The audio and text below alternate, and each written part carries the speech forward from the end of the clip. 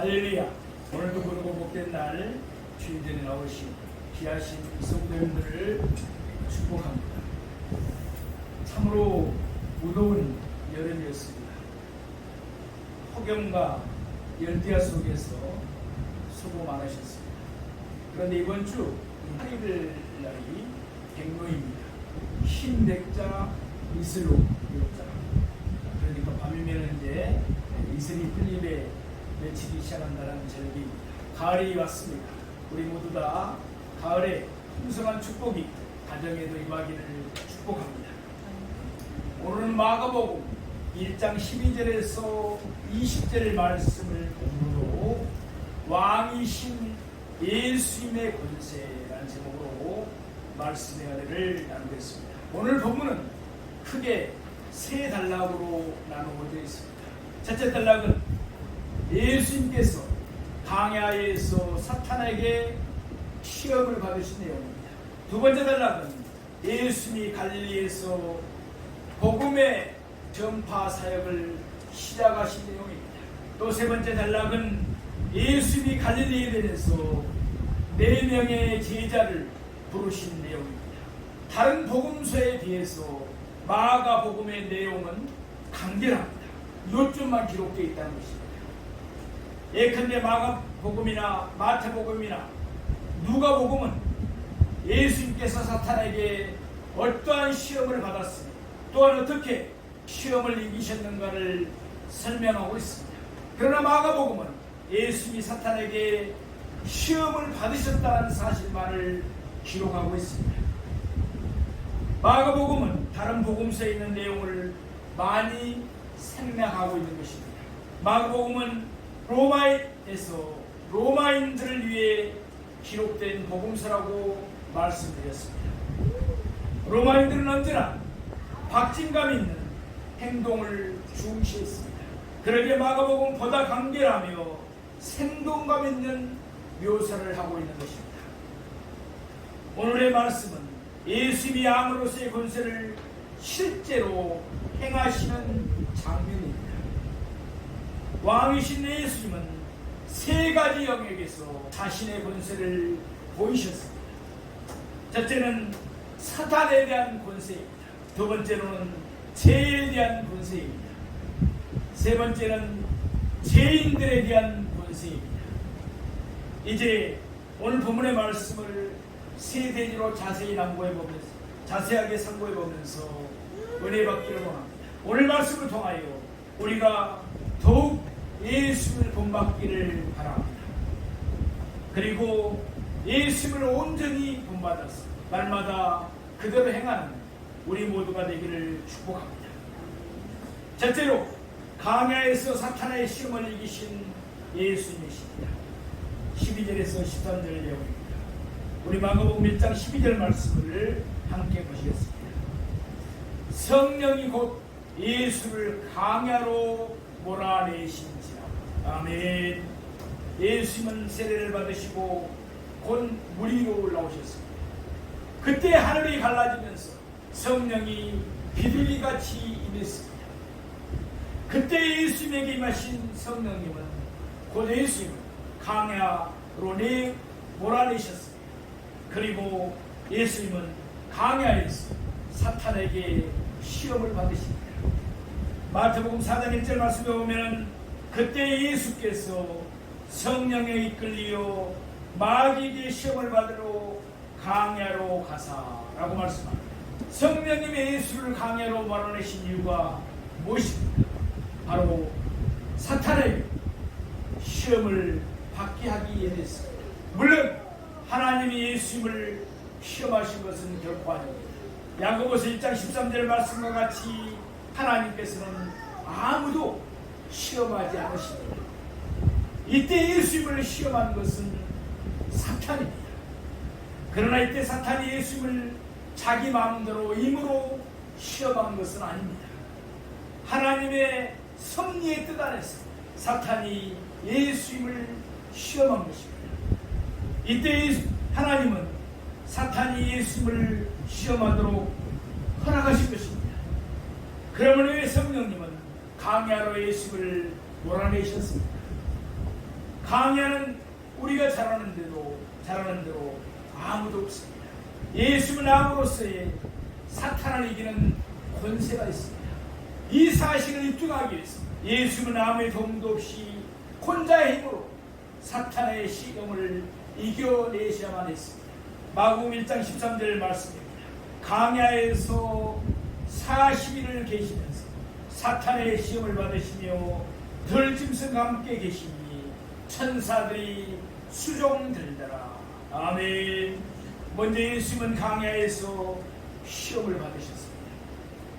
예수님은 많은 사람들이 보고 있는 가운데에서 하나님께로부터 왕으로 세움을 받았습니다. 그러나 곧바로 예수님은 아무도 없는 강야로 갔어서 그곳에서 사탄에게 시험을 받으셨습니다. 예수님은 왕이십니다. 왕 중에 왕이신 줄로 믿습니다. 그러나 예수님은 섬김을 받으시기 위해서 왕으로 세우심을 받으신 것이 아닙니다. 오히려 예수님은 우리를 섬기기 위해서 왕으로 세움을 받으셨습니다. 그렇게 예수님은 아무도 없는 강야에 가셔서 고난 가운데 시험을 받으셨습니다. 예수님은 40일 동안 강야에 계셨습니다. 마태복음 4장 2절에 의하면 예수님은 그 기간 동안에 금식을 하셨습니다. 물론 40일의 금식이 예수님에 의해서 처음으로 행해진 것은 아닙니다. 출애굽기 34장 28절을 보면은 모세도 40일 금식하신 내용이 나옵니다. 또 열왕기상 19장 8절에서는 엘리야 선지자가 40일 금식한 내용이 나오고 있습니다. 예수님은 40일을 아무것도 먹지 않냐고 금식하셨습니다. 말하자면 예수님은 육체적으로 가장 힘들고 가장 약한 상태에 놓였습니다. 그러나 예수님은 왕이시기에 예수님은 그와 같이 힘든 상황에서 그의 대적 사탄의 시험을 이기셔야만 했습니다. 그러면 사탄은 예수님을 어떻게 시험했습니까? 우리가 잘 아는 대로 사탄은 예수님을 세 가지로 시험했습니다. 그런데 그 세 가지 모두 사탄이 예수님을 왕으로 인정하려 들지 않는 시험은 아니었습니다. 정반대로 사탄은 예수님이 낮아지지 못하도록 하는 시험이었습니다. 너는 하나님의 아들로 만 백성의 왕이지 않느냐. 그러니 내가 굶어서는 안 된다. 돌을 떡으로 만들어라. 너는 사람들에게 배척을 받아서는 안 된다. 그러니 성전 꼭대기에서 뛰어내려 너의 능력을 보여라. 너는 왕으로서 이 세상을 다스려야 하지 않느냐. 그러니 내게 엎드려 경배하라. 그리하면 천하만국과 그 영광을 내게 주리라. 이와 같이 사탄은 예수님이 스스로 낮아지지 못하도록 막으려 들었습니다. 사탄의 시험은 예수님을 하여금 왕의 권세를 행사하도록 유도하는 것이었습니다. 말하자면 사탄의 궁극적으로 노리는 목적은 앞으로 예수님께서 십자가에 못 박히지 못하도록 하는 것이었습니다. 사탄의 시험에 대해서 예수님은 어떻게 대기했습니까? 우리가 잘 아는 대로 예수님은 모두 세 번 모두 하나님의 말씀인 성경을 인용했습니다. 예수님은 매번 신명기에 나오는 말씀을 인용하셨습니다. 사탄의 시험을 단호하게 물리치신 줄로 믿습니다. 예수님의 시험을 받으셨을 때 상황은 어떠했습니까? 예수님은 강야에서 들짐승과 함께 계셨습니다. 들짐승은 사람들이 없는 곳에서 사는 짐승들입니다. 다시 말해서 예수님은 사람들과 완전히 격리되었습니다. 예수님만이 홀로 그곳에 계셨던 것입니다. 신명기 8장 15절 말씀에 보면은 너를 인도하여 그 강대하고 위험한 강야 곧 불뱀과 천갈이 있고 라고 말씀합니다. 또 이사야 11장 6절에 보면은 그때 이리가 어린 양과 함께 살며 표범이 어린 염소와 함께 누우며 라고 말씀합니다. 이와 같이 강야는 불뱀이 있고 천갈이 있는 곳입니다. 이리야 표범이 있고 사자와 곰이 사는 곳이 바로 광야입니다. 바로 이와 같이 위험하고도 애는 곳인 광야에서 예수님께서는 40일 계시면서 사탄에게 시험을 받았습니다. 그러나 예수님은 사탄의 시험을 이기시고 승리하신 줄로 믿습니다. 그렇다면 예수님이 이 시험을 이기신 결과는 무엇입니까? 오늘 본문 말씀에 보니까 천사들이 수종들더라라고 말합니다. 하나님이 보내신 천사들이 예수님께 수종을 들었습니다. 하나님의 말씀을 믿어서 표현하면 내가 너를 기뻐하노라 라는 뜻입니다. 하나님은 사탄의 시험을 이기신 예수님을 기뻐하신 것입니다. 우리 마태복음 4장 11절 말씀에 보면 이에 마귀는 예수를 따라고 천사들이 나서 수종드니라 라고 말씀합니다. 예수님이 사탄의 시험을 이기시고 난 뒤에 사탄은 예수님을 떠나셨습니다. 그때 하나님은 천사들을 예수님께 보내시어 예수님을 수종들게 하셨습니다. 예수님은 사탄이 제공하는 헛된 영광 대신에 천사들의 경배를 받으신 것입니다. 지금까지 우리가 상고한 대로 예수님은 이 세상의 임금인 사탄을 이기셨습니다. 그리함으로써 왕이신 예수님은 사탄에 대해서 권세가 있음을 보이셨습니다. 그러기에 예수님은 귀신들을 쫓아내기도 하시고 더 나아가 자기 백성을 사탄에게서 해방시킨 줄로 믿습니다. 사랑하시는 성도 여러분, 여기서 우리가 예수님께 본받아야 할 점이 무엇입니까? 우리도 사탄의 시험을 이겨야 합니다. 예수 권세 내 권세인 줄로 믿습니다. 내 권세 예수 권세인 줄로 믿습니다. 우리 모두 성령의 권능을 덧입어서 사탄 마귀 귀신과의 영적 전쟁에서 날마다 승리하기를 축복합니다. 아멘. 우리가 사탄의 시험을 이기며 사탄을 물리칠 때 하나님도 우리를 기뻐하실 것입니다. 아울러 그리할 때 비로소 우리는 예수님과 같이 우리가 해야 할 모든 사역을 효과적으로 또 능력 있게 감당하게 되기를 축복합니다. 아멘. 사실 우리 교회는 하나님의 은혜로 예수님께서 능력을 베풀어 주셨습니다. 귀신을 쫓아내고 각종 병을 치유하는 교회입니다. 얼마나 감사한지 모릅니다. 우리 모두 다 성령의 칠갑들의 권능으로 무장하였습니다. 날마다 마귀를 쫓아내고 또 병든 자에게 손을 얹어 치유하는 치유의 손길들이 되기를 축복합니다. 둘째로 갈릴리에서 복음을 전파하신 예수님입니다. 오늘 본문 14절에 15절 말씀입니다. 우리 마가복음 1장 14절 말씀을 보시겠습니다. 요한이 잡힌 후 예수께서 갈릴리에 오셔서 하나님의 복음을 전파하여. 아멘. 여기서 요한은 세례 요한을 가르칩니다. 세례 요한은 예수님에게 세례를 베풀고 난 후에 한동안 그의 사역을 계속하였습니다. 그러다가 그런 헤롯 왕에서 감옥에 갇히고 결국 헤롯 왕에서 목배임을 당하고 말았습니다. 세례 요한의 투국과 죽음에 대한 내용은 마가복음 6장에 자세하게 나와 있습니다. 우리 마가복음 6장을 이제 강의하면서 그때 또 자세히 보도록 하겠습니다. 세례 요한은 왕이신 예수님의 길을 준비하는 왕의 사자였습니다. 그는 자신과 예수님에 대해서 이렇게 말했습니다. 요한복음 3장 30절 말씀입니다. 그는 흥하여야 하겠고 나는 쇠하여야 하리라 하니라. 아멘.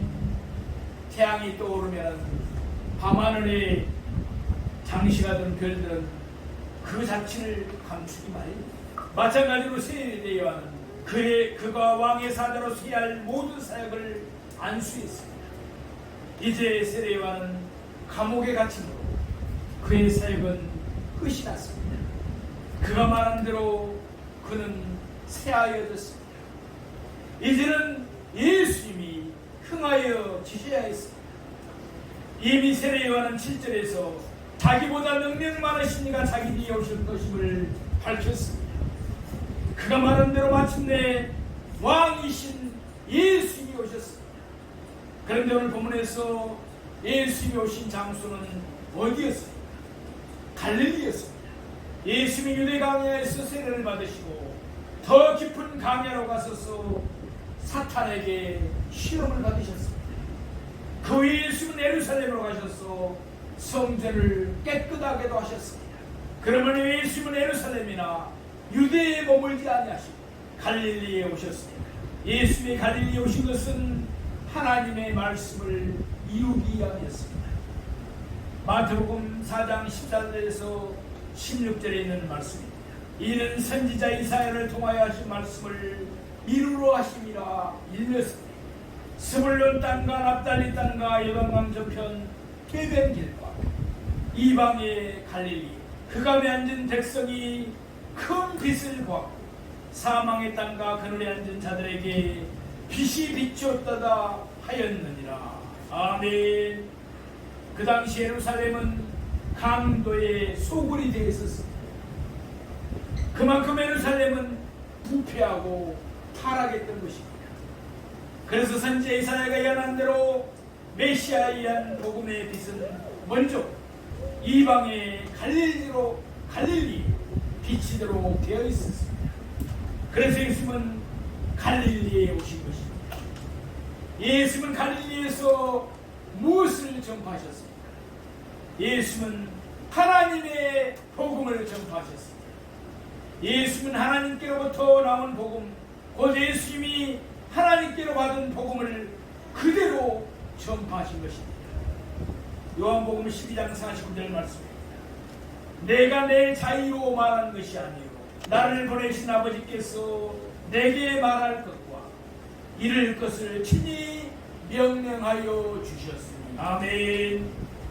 말하자면 예수님은 사람들의 관심이 무엇인가를 분석해서 그들의 가려운 것을 또 길을 즐겁게 해주지 않았습니다. 예수님은 하나님께로부터 받으신 복음만을 순수하게 전파했습니다. 바라고 말하옵니다. 우리 모두도 종도 순수하게 예수님만의 복음을 전파하기로나. 그러면 예수님이 전파하신 내용이 무엇입니까? 다음 절인 15절에 구체적으로 밝히고 있습니다. 오늘 본문 마가복음 1장 15절 말씀입니다. 이르시되 때가 찼고 하나님의 나라가 가까이 왔으니 회개하고 복음을 믿으라 하시더라. 아멘. 먼저 예수님은 때가 찼다고 말씀하십니다. 하나님의 경륜에 따라서 이제 드디어 하나님의 정하신 때가 이루어졌다는 것입니다. 그래서 갈라디아서 4장 4절 말씀과 같이 하나님은 그의 아들 예수 그리스도를 이 땅에 보내셨습니다. 곧이어 예수님은 하나님의 나라가 가까이 왔다고 말씀하십니다. 왕이 임하면 왕이 다스리는 나라도 임하기 마련입니다. 예수는 하나님의 아들 곧 하나님이십니다. 그러기에 하나님이신 예수님이 오셨으니까 당연히 하나님의 나라도 가까이 왔습니다. 그러면 어떻게 하면 하나님의 나라에 들어갈 수 있습니까? 천국 백성이 될 수 있습니까? 회개하고 복음을 믿어야 합니다. 하나님께 대한 회개와 우리 주 예수 그리스도에 대한 믿음을 가져야 합니다. 사도행전 20장 21절에 있는 말씀입니다. 유대인과 헬라인들에게 하나님께 대한 회개와 우리 주 예수 그리스도께 대한 믿음을 증언하는 것이라. 아멘. 하나님의 뜻대로 행하지 않는 모든 것이 죄입니다. 따라서 죄를 회개하는 것은 하나님께 대한 회개입니다. 아울러 복음을 믿는 것은 하나님이 보내신 독생자 예수 그리스도를 믿는 것을 의미합니다. 누구든지 자기의 죄를 회개하고 복음 곧 하나님이 보내신 독생자 예수 그리스도를 믿으면 그가 하나님의 나라에 들어가게 되는 줄로 믿습니다. 천국 백성이 되는 줄로 믿습니다. 제사함을 받게 되는 줄로 믿습니다. 그러면 그는 모든 제사함을 받고 하나님의 백성이 되어 영원한 생명, 영생을 누리게 되는 것입니다. 사랑하시는 성도, 지금까지 우리가 상고한 대로 예수님은 죄에 대한 권세가 있으십니다. 그러기에 누구든지 자기의 죄를 회개하고 예수를 믿으면 그의 죄가 다 사함을 받게 되는 줄로 믿습니다. 이와 관련해서 예수님은 다음과 같이 말씀했습니다. 마가복음 2장 10절 말씀입니다. 그러나 인자가 땅에서 죄인을 사는 권세가 있는 줄 너희로 알게 하노라. 아멘. 예수님은 제3의 권세가 있습니다. 지은 죄로 말미암아 고통을 당하고 계시다. 죄를 회개하시고 예수를 믿으시기 바랍니다. 예수님은 제3의 권세가 있기 때문에 어떠한 죄를 지었더라도 회개하면 모든 죄를 용서해 주신 줄로 믿습니다. 지은 죄를 그대로 가지고 괴로워하지 마시고 모든 죄를 사함받아 자유함을 누리는 저와 여러분이 되시기를 축복합니다. 사랑하시는 성도 여러분, 여기서 또한 우리가 예수님께서 본받아야 할 점은 무엇입니까? 예수님은 순수하게 하나님의 복음만을 전파했다는 것입니다. 따라서 우리도 말씀을 전하는 자라 또한 말씀을 듣는 자라 모두 하나님의 말씀만을 순수하게 전하는 우리가 되기를 소망합니다. 오늘 본문에서 예수님이 보여준 것처럼 하나님의 복음은 복잡한 것이 아닙니다. 하나님의 말씀을 그대로 믿고 그대로 순종하면 됩니다. 그러므로 오직 하나님의 말씀인 성경에만 늘 충실할 수 있는 우리 모두가 되기를 원합니다. 세 번째, 갈릴리 해변에서 제자를 부르신 예수님이 계십니다. 16절에서 20절 말씀입니다. 우리 함께 보시겠습니다. 마가복음 1장 16절에서 18절 말씀을 먼저 보시겠습니다. 갈릴리 해변으로 지나가시다가 시몬과 그 형제 안드레가 바다에 금을 던지는 것을 보시니 그들은 예수께서 이르시되 나를 따라오라. 내가 너희로 사람을 낚는 어부가 되게 하리라 하시니 곧 그물을 버려두고 따르니라. 아멘. 요한복음 1장에 가면 시몬과 그의 형제 안드레는 예수님과 이미 알고 있는 사이였습니다. 그들이 세례 요한에게 세례를 받으러 갔을 때였습니다. 그들은 세례 요한 예수님을 가르쳐서 세상 죄를 지고 가는 하나님의 어린 양이라고 하는 말을 들었습니다. 세례 요한의 말을 통해서 그들은 예수님이 메시아라는 사실을 알고 있었습니다. 그래서 그들은 예수님이 메시아임을 그대로 믿었습니다. 그로부터 여러 달이 지났습니다. 그들은 어부였기에 갈릴리 호수에서 그물을 던져 고기를 잡고 있었습니다. 그때 갈릴리 해변을 지나가시던 예수님이 그들을 보셨습니다. 예수님은 그들에게 명령하셨습니다. 나를 따라오라. 아멘. 그런데 이것은 왕이신 예수님만이 내릴 수 있는 절대적이고 독특한 명령이었습니다. 과거 그 어떤 선지자들도 과거 그 어떤 랍비들도 그와 같은 명령을 내린 적이 없었습니다. 그저 하나님을 따라 또는 하나님의 율법을 따르라고 명령했을 뿐입니다. 나를 따라오라. 이것은 하나님이신 예수만이 내릴 수 있는 명령이었습니다. 곧이어 예수님은 그들에게 말씀하십니다. 내가 너희로 사람을 낚는 어부가 되게 하리라. 아멘. 무슨 뜻입니까? 예수님은 그들을 부르시되 그들이 지금까지 하던 모든 것을 온전히 포기하고 예수님을 따르도록 부르신 것입니다. 그러면 이와 같은 예수님이 부르심에 시몬 곧 베드로와 그의 형제 안드레가 어떠한 반응을 보였습니까? 오늘 본문 18절 말씀을 다시 보겠습니다. 곧 그물을 버려두고 따르니라. 아멘. 그들은 예수님의 명령에 즉시 그대로 순종했습니다. 왕이신 예수님은 죄인들에 대한 권세가 있으십니다. 그러기에 예수님은 죄인들을 불러서 그들을 변화시키십니다. 그리고 그의 나라를 위해서 그들을 귀한 일꾼으로 삼으신 줄로 믿습니다. 이와 같은 사실은 곧이어 세베대의 두 아들을 부르신 장면에서도 똑같이 나타납니다.